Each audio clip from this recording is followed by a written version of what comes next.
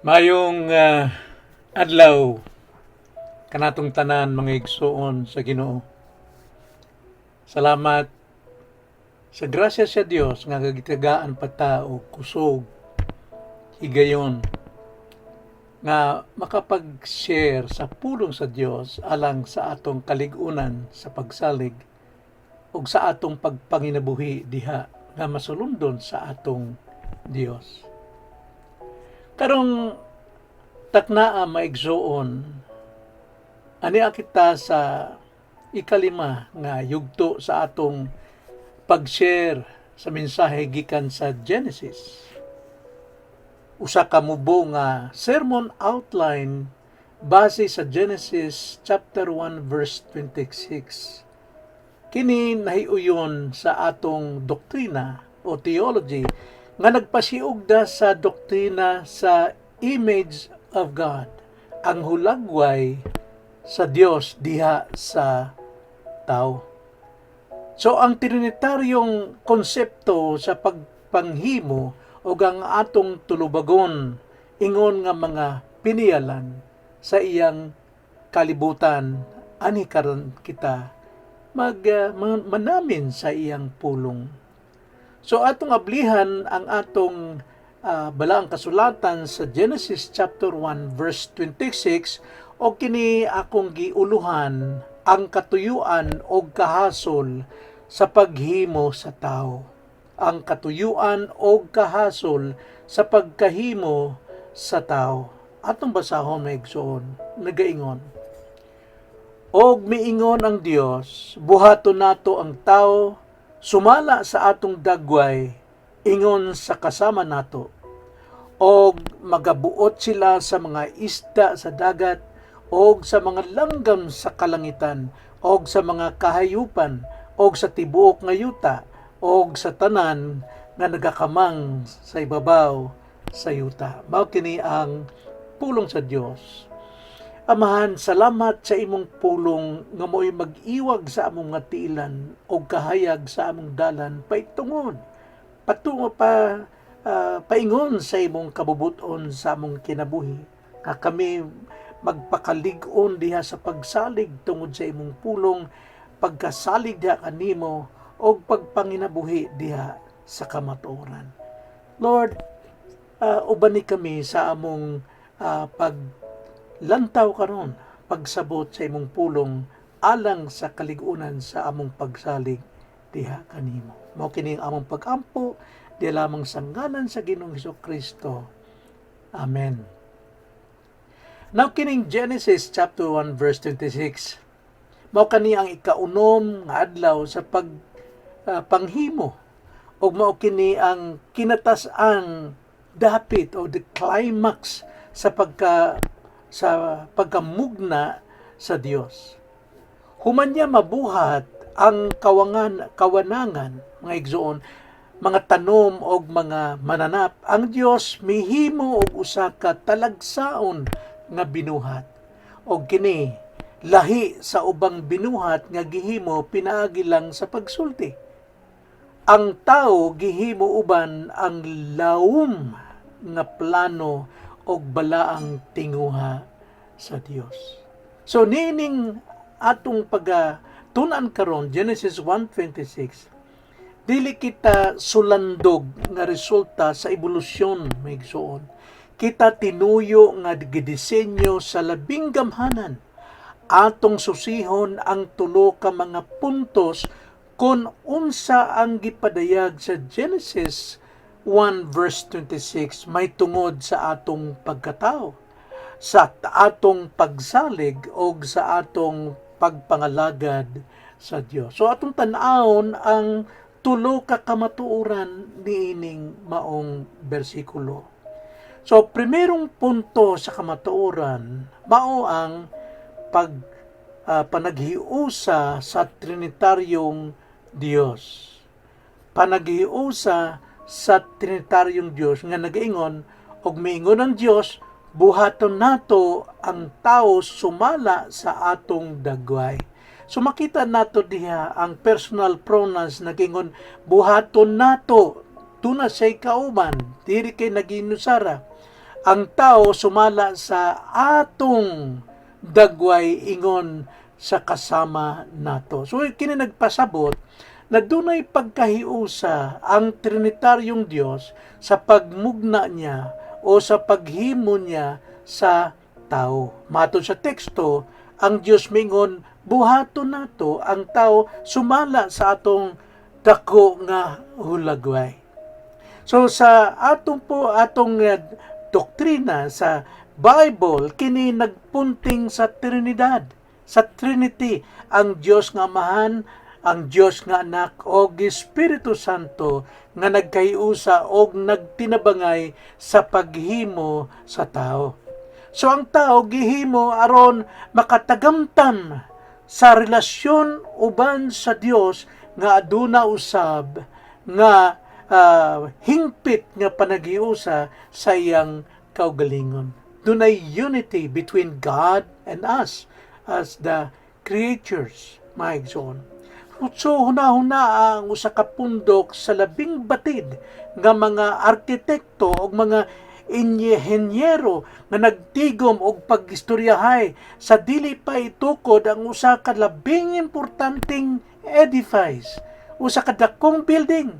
Ang matag detalye giplano gayud pag-ayo og walay sipyat. Dunay gyoy eksaktong unity sa pagsabot.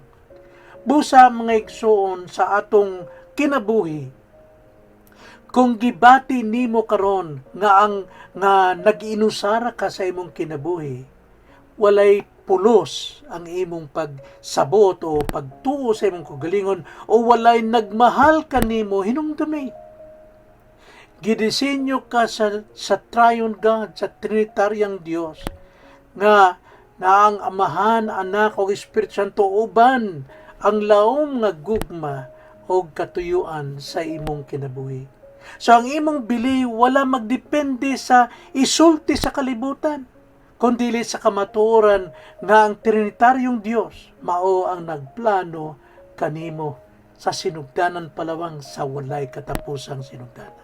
So makita nato di ang primerong punto sa kamatuoran mao ang paghiusa sa Trinitaryong Dios diha sa pagmugna kanato.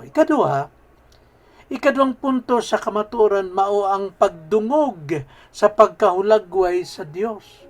Ang dungog sa pagkahulagway sa Dios. Timani ang tao gihimo sumala sa atong dako nga hulagway. Hulagway sa Dios. Wala kini nagpasabot og pisikal nga itsura. Kay ang Dios espiritu man. Kundili sa espirituhanon, sa moral, o sa mental nga kapasidad. So gihimo kita aron musalamin, mag-reflect sa iyang balaang hiyas. Sama sa pagkamatarong, sama sa gugma, sama sa kaalam o pagkabalaan. So bisan tuod kini nga hulagway na daot tungod sa sala. Kini gipahiuli diha kanato pinaagi kang Kristo Jesus. Giuyon kini, gibag-o kita, gianak pag-usab aron kita mahimong sama sa dagway ni Kristo. So hunahuna ang mga igsoon, ang usa ka limpyo ug hamis nga samin. Kung iatubang nimo kini sa adlaw, unsa may mahitabo, musalamin niini ang kahayag o kainit sa adlaw. So ang salamin dili mao ang adlaw, apan nagpakita kini kon unsa ang adlaw.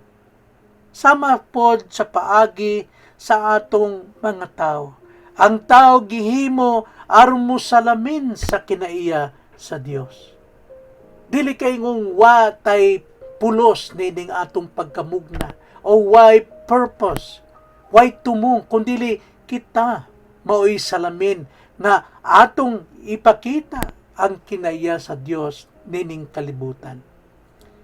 Tungod kay ang tao gihimo sa hulagway sa Dios, ang matag kinabuhi adunay dako nga bili, adunay dako nga tinuyuan o purpose sa kinabuhi. Kini nagtawag kanato sa pagtahod sa atong isid katawo o sa pagkinabuhi nga balaan sa matag usa kanato, labi na sa tubangan sa Dios. So ingon nga mga Kristiyanon, angay natong tugutan ang pulong o ang Espiritu Santo sa pag-umol kanato kada adlaw aron mas musalamin pa kita sa kinaiya ni Kristo. So nakita nato ang duha ka puntos sa kamatuoran nining bersikulo 26 sa Genesis 1. Primero, ang paghiusa sa Trinitaryong Diyos sa pagmugna sa tao. Ikaduha, ang dungog sa pagkahulagway sa Diyos diha sa tao. O ang ikatulong punto sa kamaturan, mao ang buluhaton sa pagmando o piniyalan kita sa Diyos.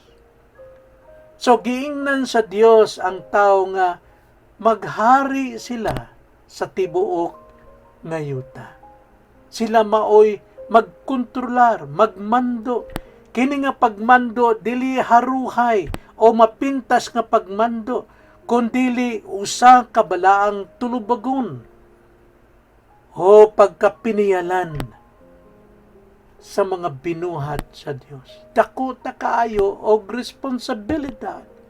Kita ang mga representante sa Dios dinhi sa yuta aron mag-atiman, magdumala sa iyang binuhat og magdala og kahusay alang sa iyang kahimayaan. So busad na kanato ang larawan sa Dios, ang espirituhanong larawan, ang moral nga makita kanato ang kaayuhan og pagkabalaan diha sa Dios. Sama sa usa ka hari nga nagbiyahe ngadto sa halayo nga dapit og nagbilin sa iyang gobernador aron maoy magdumala sa maong ginharian. Ang gobernador kinahanglan magmando sumala sa balaod o kabubuton sa hari, dili sa iyang kaugalingong gusto. Nga naman, kay manubag man siya sa hari inigbalik niini. So, sama ra pud nato mga igsoon. Ang pagpangalagad o pag-alagad nato sa Dios wala lang natapos sulod sa upat ka bungbong sa atong simbahan. Mga igsoon, naglakip kini sa imong mga pag-atiman sa imong panimalay, sa imong saktong pagdumala, sa imong panalapi, bisan pa sa pag-amping sa kinaiyahan, sa mga binuhat sa Dios o sa pagkamatinud-anon sa imong sekular nga trabaho, nga ikaw naagyod faithful ka sa imong oras, dili malate, dili mangawat og panahon og lugar, kundi naagyod ang imong pagkasinaligan. Ang tanan mong ginabuhat gihimo mo ingon nga piniyalan sa Dios. Mga igsoon, mao kana ang mensahe, ang katuyuan o kahasol sa pagkahinimo sa tao, mga igsoon. So sa atong paghinapos nining mensahiya, ang Dios sa Genesis chapter 1 verse 26, mao ang Dios nga naghimo kanato nga adunay labaw nga dungog o katuyuan kaysa tanang binuhat sa kalibutan. So unsa may hagit nini kanato may igsoon? Primero, hagit sa atong kalig-on sa pagsalig o ikaduha ang hagit sa atong tinud-anay nga pagpangalaga. So sa kalig-on sa atong pagsalig, ang hagit kung makasinati ka og mga kalisdanan o kawalay kasiguruhan, salig sa Dios. Salig kaniya nga siya nagabuhat kanimo. Ang iyang tibuok trinitaryo nga pagkahiusa sa Dios maoy nagbuhat kanimo. Wala kanya kalimti. Ingon nga iyang gidisenyo ang imong kinabuhi sumala sa iyang hulagway. Iyang tiwason ang maayong buhat nga iyang gisugdan diha kanimo pinaagi sa iyang epektibong grasya. So muna, hagit ni sa pagpaligon sa atong pagsalig. Ikaduha, sa atong pagpangalagad. Hagiton ko kamo karong adlaw nga puy-an ang inyong katuyuan. Ingon nga binuhat nga nagdala sa hulagway sa Dios. Isalikway ang mga buhat sa kangitngit og sa sala nga nagdaot niini nga hulagway sa Dios sa atong kinabuhi. Subusa ihalad ang inyong kinabuhi sa matinud-anong pag-alagad sa iyang iglesia o sa pagdumala sa inyong adlaw-adlaw nga tulubagon uban ng kadlok sa Dios diha sa inyong pamilya, diha sa inyong pagpanginabuhi sa kalibutan, sa inyong mga trabaho. Himuang ang imong tibuok kinabuhi magmantala sa iyang pagkaginoo, ang pagka-Diyos sa Diyos. Amen? Magampo ta mga igsoon. Dalay ko namong amahan, salamat Lord sa hulagway nga niya kanamo, ang imong espirituanong hulagway moral o sa tanang kahigayunan nga kami maoy salamin, nga musalamin tiya sa imong kinayahan. Hinaot pa nga pinaagi sa among kahayag, daghang tao ang makakita sa among mga maayong binuhatan aron sila usab, Lord, madala o mahagit diha sa pagpangalagad kanimo, sa pagdawat kanimo, isip ilang Ginoo ug manluluwas sa ilang kinabuhi. Hinaot pa Lord, nga ikaw gyud mahimaya sa among kinabuhi. Mo kining among pag-ampo diha lamang sa ngalan sa Ginoong Kristo. Amen.